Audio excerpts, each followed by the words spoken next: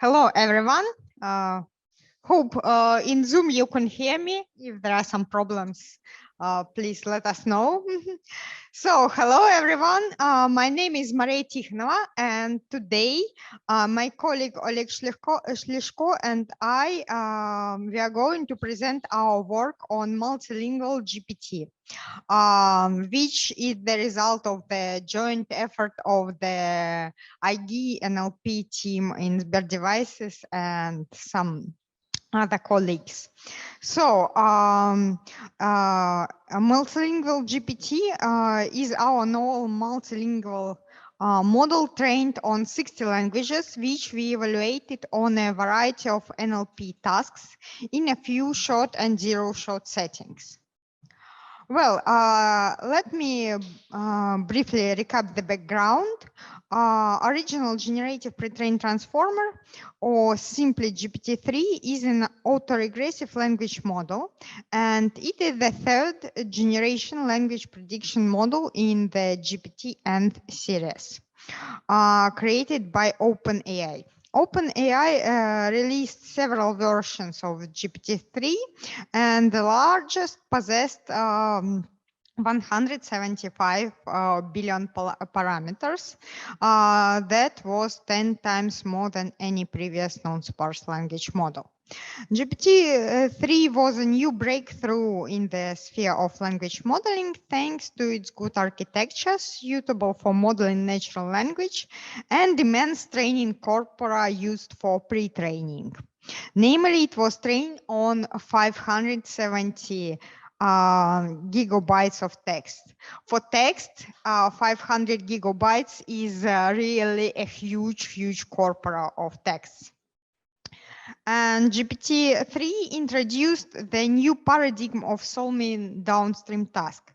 It was the shift from standard pre-training plus fine-tuning approach to zero-shot and few-shot learning, and the usage of the knowledge obtained by the model during the pre-training phase without any additional weight updates. In this setup, GPT-3 was evaluated on 42 different tasks, and the largest one, namely 175 billion parameter model, achieved on average more than 60% accuracy score. So that brings us to our multilingual model, and GPT-3 was a breakthrough, but unfortunately it was trained for the English language. And today we present multilingual GPT, which is an attempt to reproduce GPT-3 in context learning abilities in a massively multilingual setting. We trained two versions of the model, namely the XL model, which has 1.3 billion of parameters, and 13 billion model. They were trained on 60 languages, including the low resource ones, and 8 low resource languages of small ethnic minorities of Russia. In total, the training dataset included 700 gigabytes of text, for which unified tokenizer was applied. In addition, we evaluated mGPT in a few shot and zero shot setting on a variety of multilingual text classification, text generation, and sequence labeling tasks. And we also compare its performance with the XGLM model and perform knowledge probing experiments. Well, mGPT is a multilingual model, and I've already mentioned that it supports 60 languages from 25 language families that cover languages from standard multilingual benchmarks such as XGLU, Xtreme, and XNLI. In addition, it supports the official and minor languages spoken in the countries of the former USSR and languages of Russian ethnic minorities. Namely, it supports 8 low-resource languages of Russian ethnic minorities: Yakut, Kalmyk, Chuvan, Burat, Ossetian, Chuvash, Bashkir, and Tatar. Well, training such extensive multilingual models, as our mGPT-3 requires large volumes of data. However, when training such a model, it is important to limit the list of languages and resources, consistently curate them, and then carefully clean the collected text to receive a representative and linguistically diverse training corpora of high quality that covers multiple domains, such as genres, website, authorship, and info, and etc. To do so, we limited the list of the considered languages and collected the data from Wikipedia and the C4 dataset for each of them. The list consists of a typologically weighted sample that covers 60 languages from 25 language families. Well, the common crawl and Wikipedia data was collected and pre-processed as follows. C4 was obtained using standard scripts from TensorFlow datasets with the manually patched list of languages. By the way, it took 2 weeks to download this dataset. As for the Wikipedia plain text, they were extracted from the dumps. After data collection, we performed the duplication and filtration. For deduplication, we used 64-bit hashing of each text in the corpus, leaving text with a unique hash. And then at the stage of deduplication, we dropped paragraphs that contained programming language keywords, had more than 40% of words with more than 10% of special characters, paragraphs without spaces longer than 24 characters, and so on. The resulting size of the corpora for training after all preparation steps is 441 billion UTF characters for C4 and 46 billion UTF characters for Wikipedia. Well, speaking about the architecture, we reproduce GPT-3 architecture and expand its ability to the multilingual setting. Namely, today we present two models, 1.3 billion of parameters and 13 billion of parameters. During training, we mostly follow the original procedure of GPT-3 model, and our mGPT is based on the implementation of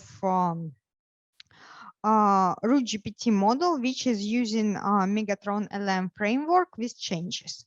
The implementation also includes the sparse attention mechanism, which is a feature of GPT-3 with alternate layers, classic, and sparse attention with fixed pattern. We used BBP tokenase with the vocabulary size of 100 kilo tokens. We trained both models with cross-entropy language modeling loss, Adam optimizer with cosine scheduler. Training Excel model took 21 days on 256 GPUs. In order to train our largest model, we used four-way model parallelism, and it took 22 days on 512 GPUs to get the 300 billion SIN tokens. And the process is still ongoing. We haven't stopped the training yet. Approximately, it will take 10 or 20, between 10 and 20 more days on 128 GPUs.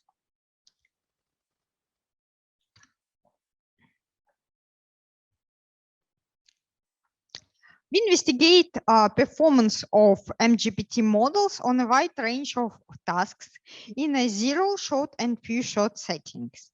Namely, firstly, we measure mGPT general language model ability, and we also perform a vast series of experiments on downstream tasks, which include tests on 3 classes of evaluation tasks, 5 classification tasks, 2 sequence labeling tasks, and 4 text generation tasks. We also performed additional knowledge probing experiments. We begin with evaluation of general language model ability of mGPT. For this, we measure perplexity on a holdout set for each of the 60 languages. Predictably, perplexity for the Excel model is higher for most of the languages than the one of 13 billion. And the general pattern is repeated for both models. There is a general tendency to have a lower perplexity for the languages that have lower variation in training data, such that had only Wikidata without common crawl. Aggregating these results for the language families, we obtain the following picture. Predictably, the lowest perplexity is for Indo-European family. Both models also obtain low perplexity score for Turkic, Dravidian, and Basque language families. For classification tasks, we choose multilingual datasets that cover different language aspects, and they are common and standard. First, Xvino. It's a famous Vinograd schema challenge by Terry Vinograd.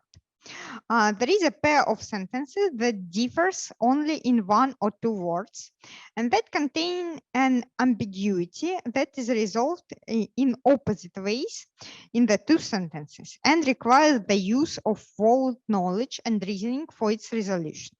For example, the city councilman refused the demonstration. The demonstrator a permit because they feared advocated violence, and the models need to reason the word. The second task, poses X, is a multilingual task of paraphrase identification.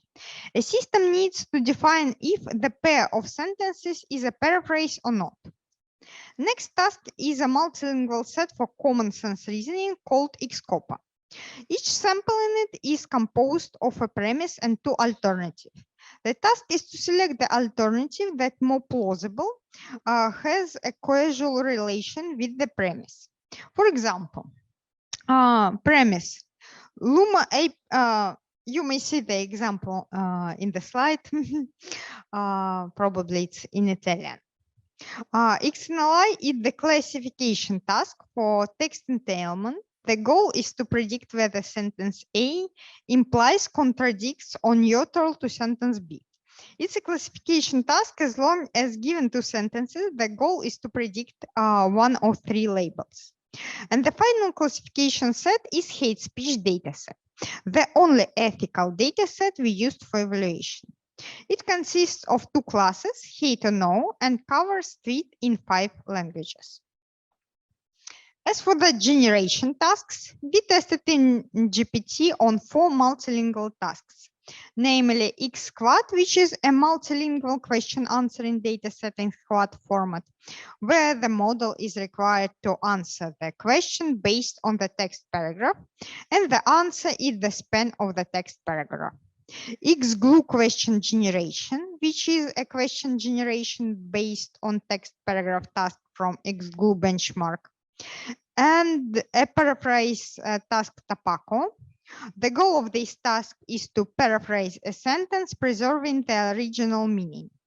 And finally, MLQA, which is a multilingual question answering dataset for extractive question answering. Speaking about sequence labeling, we evaluated mGPT few-shot and zero-shot abilities on 2 classical tasks for sequence labeling, namely named entity recognition and post-tagging, using dataset from XGLUE benchmark. As for the knowledge probing, it was performed on mLlama dataset, which is a multilingual probe for analyzing the factual and common sense knowledge contained in the pre-trained language models. It is the multilingual analog of the original Llama dataset.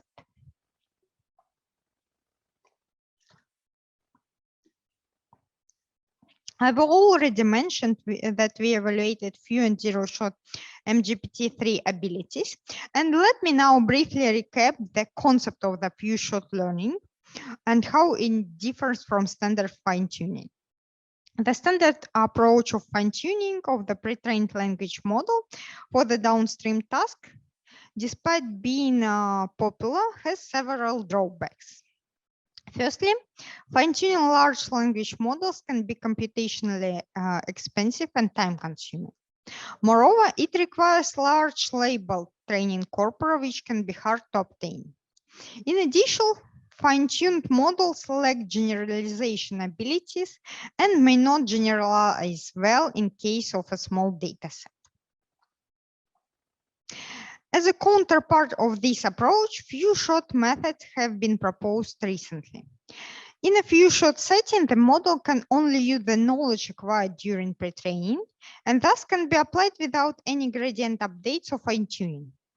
In particular, the model is expected to continue the text input consisting of multiple pairs of tasks and answers, and one last task with no answer.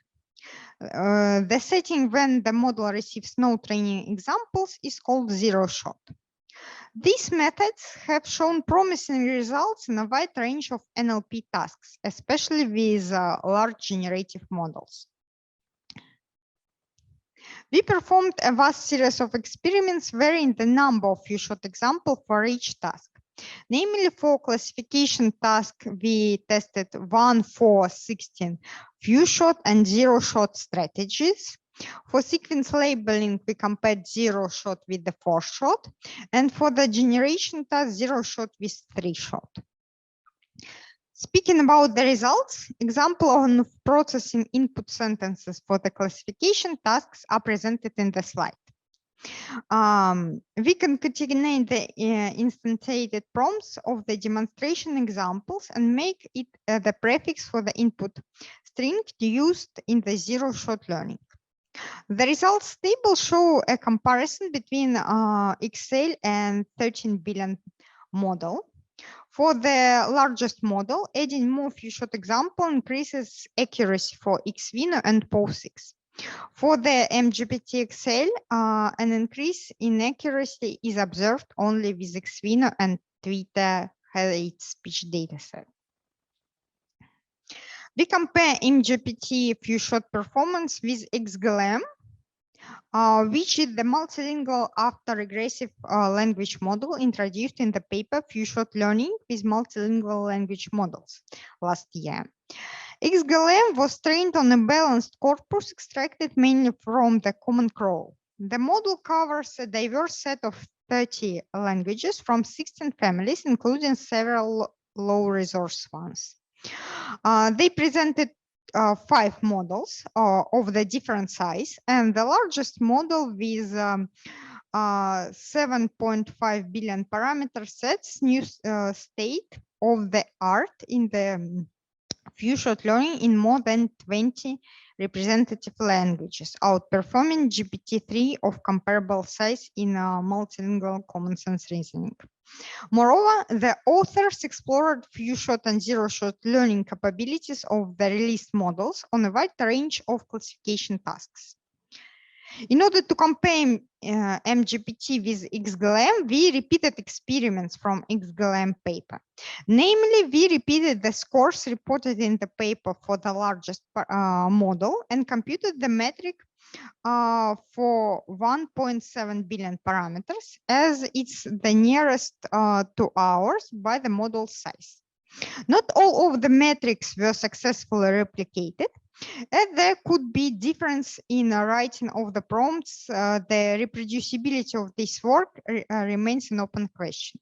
However, we still can see that our multilingual model is comparable with XGLM. The results of the biggest XGLM model are high, especially on zero-shot. That seems quite promising for us, suggesting training the bigger mGPT models. For sequence labeling tasks, we use slightly modified version of the standard few-shot approach based on the model loss, predicting each tag separately for each word. Namely, for a sentence which contains K words, we created K samples of the phrase prefix, ending with the current word augmented with underscore. For example, let us consider a text sentence.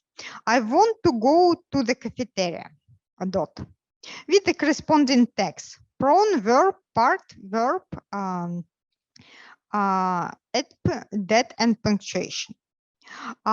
This sentence is transformed into 8 test samples with the phrase prefix until the target word augmented with the underscore.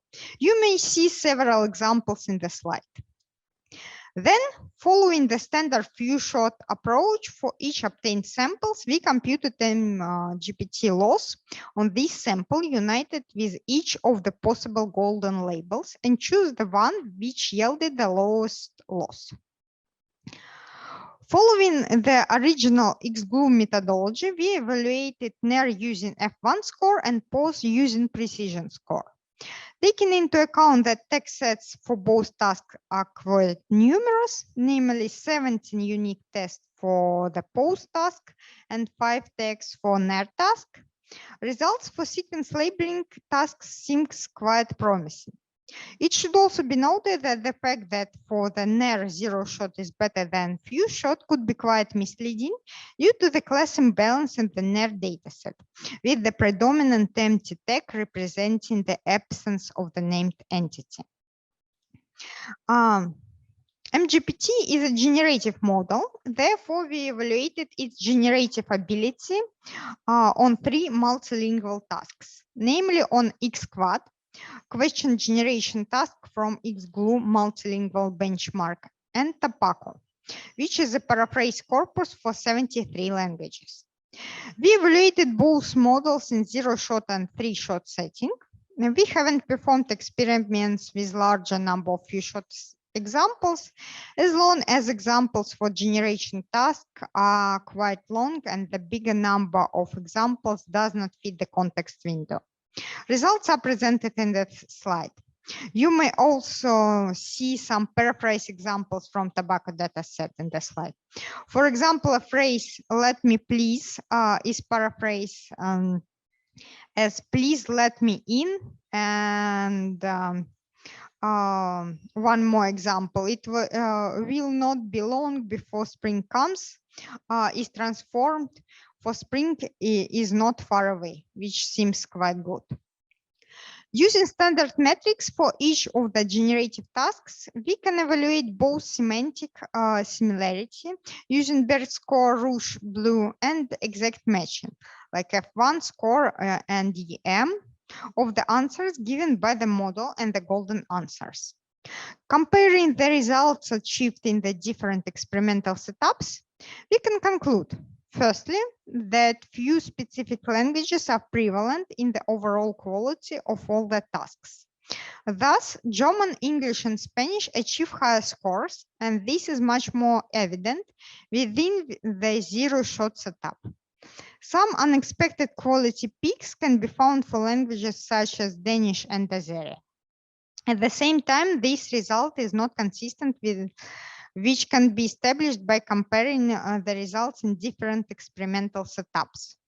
Languages more represented in pre-training tend to increase quality from zero-shot to few-shot setup. Secondly, we conclude that the similarity metrics are expectedly higher than the exact metrics, and the generative model tends to give lexically rich answers. In addition, we carried out a series of knowledge probing experiments on mLlama, which is a multilingual analog for Llama, a standard probe for analyzing the factual and common sense knowledge of the pre-trained language model. We probe our models for factual knowledge in 23 languages using mLlama dataset. The task is to complete a knowledge triplet consisting of subject, relation, and object, converted to templates for the querying the language model.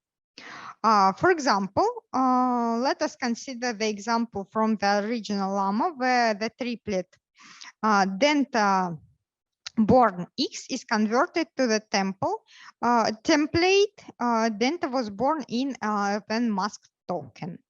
Each such query contains hundreds of negative candidates on average, and we limit the number of candidates to 3. That is, one is the ground truth candidate, and the other 2 candidates are randomly sampled from the provided knowledge source. The probing performance is evaluated with the precision at 1 score averaged over all relations per language.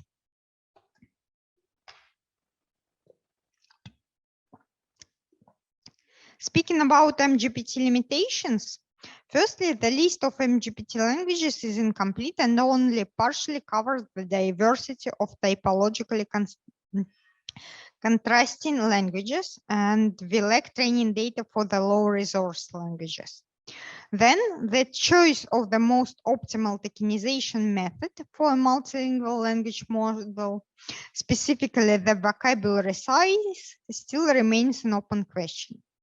One line to solve this is to evaluate the model perplexity with respect to a given set of hyperparameters and tokenization strategy.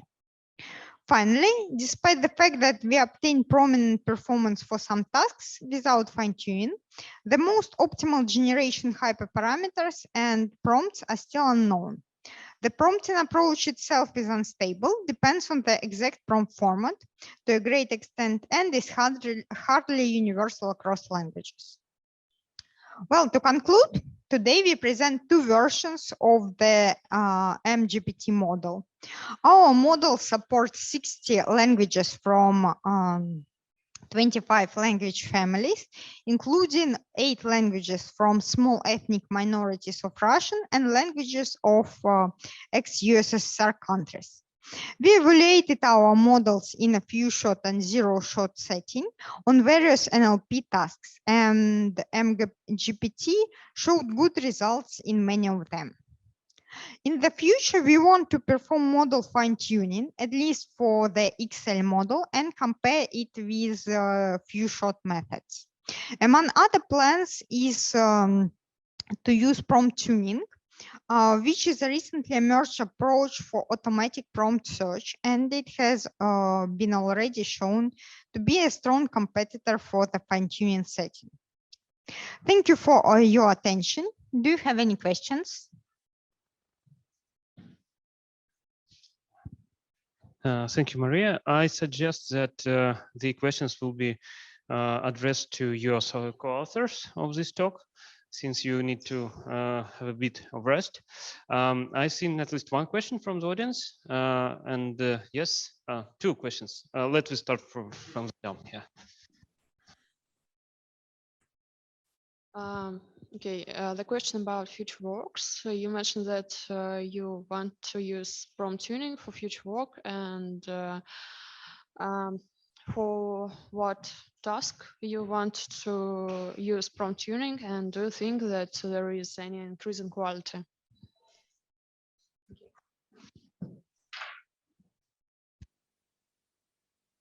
Well, thank you for your question. By the way, a very good question, because as I've already mentioned, we during the few-shot and zero-shot evaluation of mGPT model, we used manually created prompt formats and the search.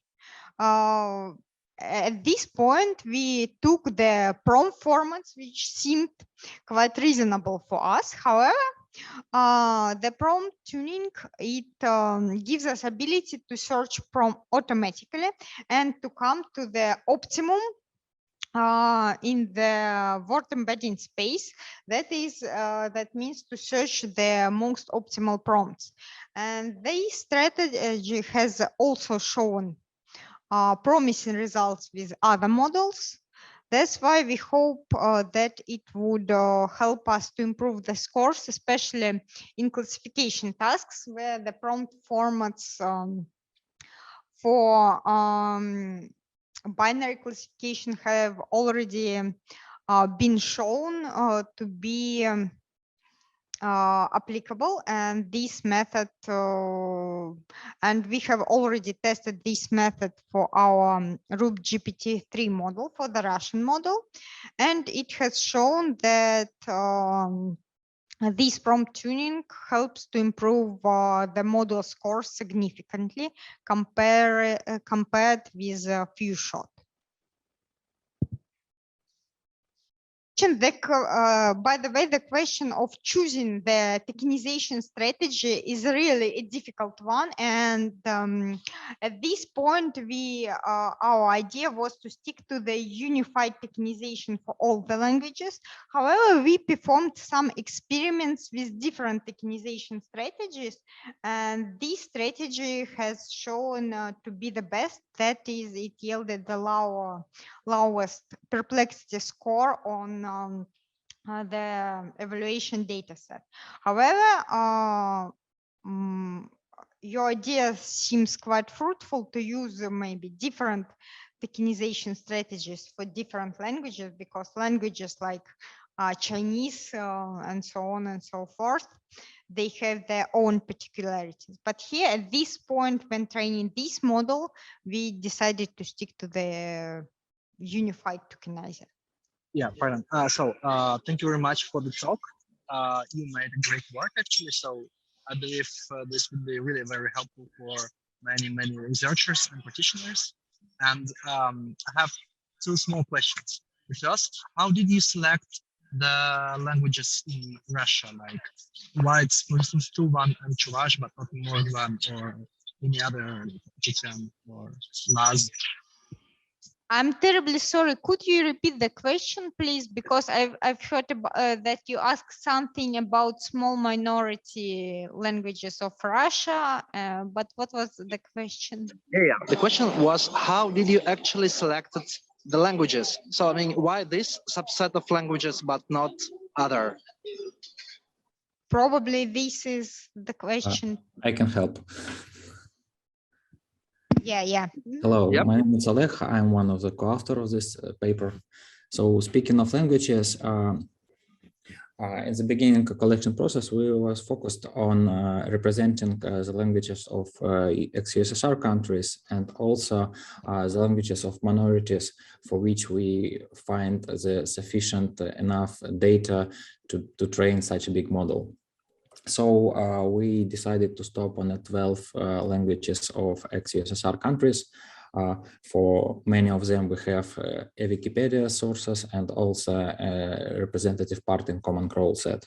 And for the minority languages of Russian ethnics, we've trying to find languages that have enough documents, for example, in the local Wikipedias.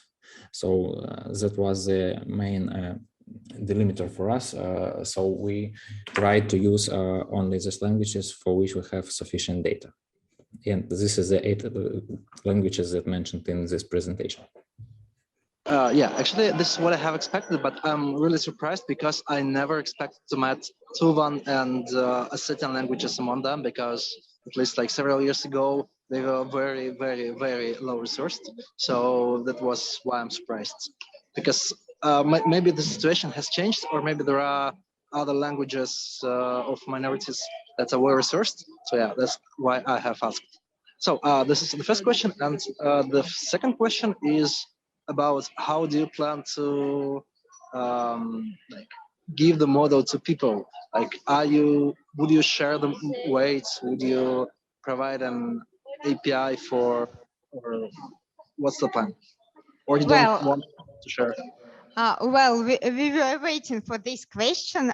First of all, we plan to publish the paper on the archive, and it's going to be, we hope it's going to be published just in a few days. So please wait for the link, and very soon you may read about our research. The whole analysis, a detailed description of all the experiments, and everything, all the details about the training. And as for the model release, we plan to release, we hope that we would release this model. However, we couldn't name the exact date at this point, because you see the situation is changing very rapidly. So There is no official release date, but we hope that we will be able to share at least the weights of the smallest model with the community, because we think that it would be very beneficial not only for the Russian community, but for the whole AI community in general. Yes, definitely. I believe the same. So yeah, it's really very helpful. So thank you very much for the talk and answers. Thank you. Sorry.